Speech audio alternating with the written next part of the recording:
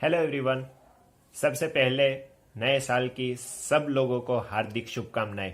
अब जैसे नया साल शुरू हो रहा है तो कई लोगों की नई टर्म्स या नया ईयर भी शुरू हो रहा है, कई लोगों की इंटर्नशिप शुरू हो रही है और उसमें से कई लोग नीट के लिए प्रिपेयर कर रहे हैं। कई लोग उसमें से कोचिंग क्लासेस ज्वाइन करते हैं और कुछ लोग सेल्फ स्टडी करते हैं। तो आज मैं उन लोगों के लिए वीडियो बनाना चाहता हूं जो अपने आप सेल्फ स्टडी करने वाले हैं और जो नीट एमडीएस के लिए नेक्स्ट ईयर अपियर होने वाले हैं। 5 पॉइंट है जो आप लोगों को, ये बेसिक चीजें हैं, ये 5 चीजें आपको अपने दिमाग में रखनी होगी जब आप सेल्फ स्टडी कर रहे हो। First, start slowly but consistently. कई लोगों को मैंने देखा है जब आप शुरू करते हैं पढ़ाई तो कई सारी बुक्स एक साथ पढ़ना शुरू कर देते हैं। मैंने कई स्टूडेंट्स को देखा है कि पल्स, वाधवान, एम्स 25 तीनों एक साथ पढ़ रहे हैं और एक दिन में 18-18 घंटे, 20-20 घंटे पढ़ रहे हैं। और ऐसे स्टूडेंट्स 3 से 4 महीने आते आते पूरे एग्जॉस्ट हो जाते हैं, क्योंकि एक साथ इतना सारा पढ़ने जब जाते हैं हम, तब हमारा ब्रेन थक जाता है क्योंकि हमें आदत नहीं है। तो मेरी पहली एडवाइस ये रहेगी कि सबसे पहले धीरे धीरे अप्रोच रखिए, धीरे धीरे पढ़ाई स्टार्ट कीजिए, बिकॉज आपके ब्रेन को अब तक आदत नहीं है। तो अगर आप सेल्फ स्टडी कर रहे हैं और आपको अब तक लंबे टाइम तक बैठने की आदत नहीं है तो धीरे धीरे पढ़ना शुरू कीजिए। पहले पल्स से स्टार्ट कीजिए और एक टाइम टेबल को फॉलो कीजिए। तो ये हम दूसरे पॉइंट पे पहुंचते हैं जो है टाइम टेबल। सबसे पहले एक टाइम टेबल बनाना पड़ेगा। आपके पास जितना भी टाइम अवेलेबल है उस टाइम को डिवाइड कर दीजिए अपने सब्जेक्ट्स में और फिर से रिवीजन के लिए भी उसमें आपको टाइम देना पड़ेगा। ये टाइम टेबल आप अपने सीनियर्स या अपने कलीग या फिर अपने मेंटर टीचर की हेल्प से बना सकते हैं, लेकिन जरूरी ये है कि जब आप ये टाइम टेबल बना ले तो आपको उसे स्ट्रिक्टली फॉलो करना होगा। कई बार ऐसा होगा कि आप शेड्यूल फॉलो नहीं कर पाएंगे। जैसे आज आपका टारगेट था कि मुझे ये 4 टॉपिक पढ़ने हैं, लेकिन आप नहीं पढ़ पाओगे। कोई बात नहीं, जब 3 टॉपिक आपने पढ़ लिए तो नेक्स्ट डे, जब आप नेक्स्ट डे शुरुआत करते हो पढ़ाई का, अपनी स्टडी शुरू करते हैं, तो छोड़ दीजिए वो जो बचा टॉपिक है उसे छोड़ दीजिए और जो आपके शेड्यूल में जो टॉपिक्स थे वो कवर कीजिए। बिकॉज आप जब नेक्स्ट टाइम रिवीजन करोगे तब जो रिमेनिंग टॉपिक है वो बाद में आप कवर कर लोगे। तो पहले आपको शेड्यूल बनाना है, उसको स्ट्रिक्टली फॉलो करना है और जो बच जाए उसको रिवीजन के लिए छोड़ देना है। तो हमारा थर्ड पॉइंट है रिवीजन। रिवीजन एक ऐसी चीज है जो आपको कॉन्फिडेंस देगी। जब आप पढ़ाई कर रहे हैं और आप जब बैठते हैं आपको कुछ याद नहीं आता है तो आपका कॉन्फिडेंस लो हो जाता है। जब आप रिवाइज करते हैं तो बार बार वो चीजें पढ़ने की वजह से आपको याद रहेगा। हमारा ब्रेन याद करने के लिए नहीं बना है बल्कि इमेजिनेशन करने के लिए बना है। तो उसके लिए रिवीजन करना होगा आपको।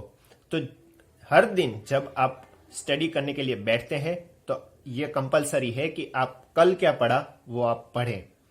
फिर से जब दूसरे दिन आप पढ़ने बैठते हैं तो कल और परसों दोनों दिन का पढ़ना है। मैंने ऑलरेडी एक वीडियो बनाया हुआ है रिवीजन के बारे में, को चेक कर सकते हैं।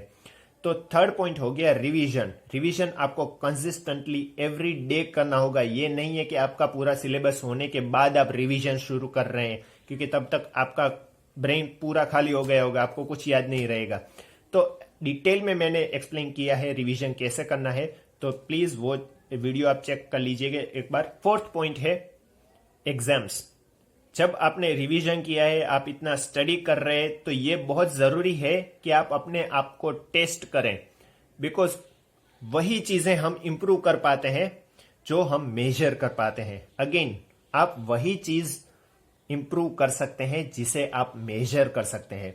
तो आपको हर बार अपने आप को मेजर करना पड़ेगा कि आप कहां तक पहुंचे हैं और उसके लिए आपको वीकली या मंथली बेसिस पे टेस्ट देने होंगे। अब आप अगर कोई किसी ऑनलाइन टेस्ट सीरीज को ज्वाइन कर सकते हैं तो वो भी ठीक है, अदरवाइज आप प्रीवियस ईयर के क्वेश्चन पेपर सॉल्व कर सकते हैं। प्रीवियस ईयर के क्वेश्चन पेपर सॉल्व करने से आपको रिपीटेडली क्वेश्चन कौन से पूछे जाते हैं इसका आइडिया रहेगा। तो इसकी वजह से क्या टॉपिक हमें नहीं पढ़ने हैं, किस चीज में हमें टाइम वेस्ट नहीं करना है, वो भी आपको आइडिया आएगा। प्लस जनरली प्रीवियस ईयर के क्वेश्चंस रिपीटेडली पूछे जाते हैं या फिर प्रीवियस ईयर के टॉपिक्स रिपीटेडली पूछे जाते हैं।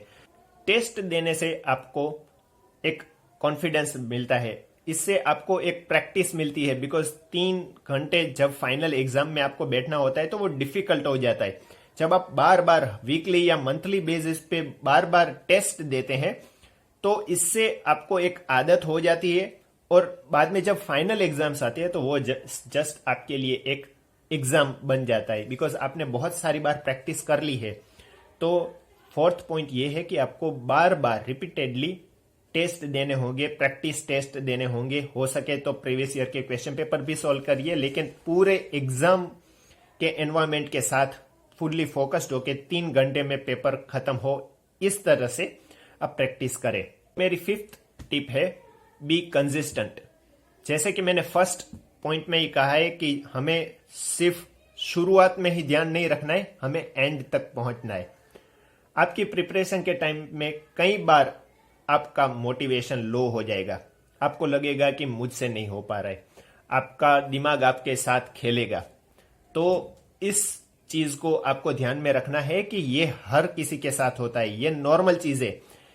ध्यान रखिए, ये एग्जाम जस्ट आपकी थियरी की एग्जाम नहीं है, जस्ट आपके नॉलेज की एग्जाम नहीं है, ये आपके डिसिप्लिन और आपके सेल्फ कॉन्फिडेंस की भी एग्जाम है, आपके बैलेंस की, आपके माइंड पे आपका कितना कंट्रोल है उसकी भी एग्जाम है।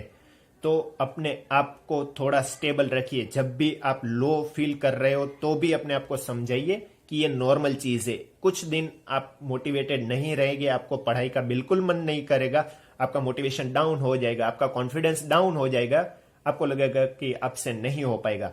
वहीं कुछ दिन होंगे तो अच्छा फील करेंगे, तो ऐसे दिन में ज्यादा पढ़ाई करिए।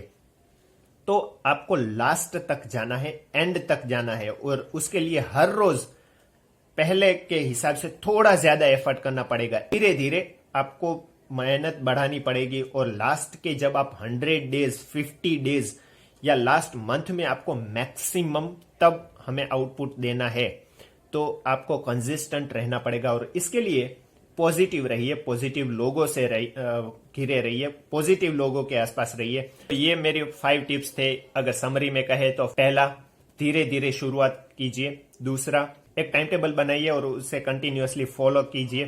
थर्ड, रिवीजन कीजिए, बिकॉज रिवीजन बहुत इंपॉर्टेंट है। हर रोज रिवाइज करना है। रिवीजन के लिए कोई अलग से डेट नहीं बनानी है, अलग से कोई शेड्यूल नहीं बनाना है।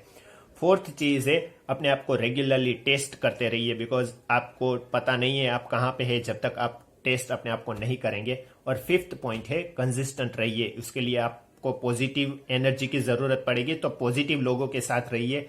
एक हेल्दी एनवायरमेंट, एक हेल्दी कॉम्पिटिटिव एनवायरमेंट में रहेंगे तो ये ज्यादा बेनिफिट करेगा। इसके लिए हो सके तो अपने फ्रेंड्स का ग्रुप बनाइए जो एक साथ पढ़ाई करते हैं और एक साथ ये चीजें डिस्कस करते हैं, तो इससे ज्यादा फायदा मिलेगा। आई होप आपको ये वीडियो हेल्पफुल रहेगा। अगर कुछ भी क्वेरीज है तो आप कमेंट सेक्शन में बता सकते हैं। Thank you.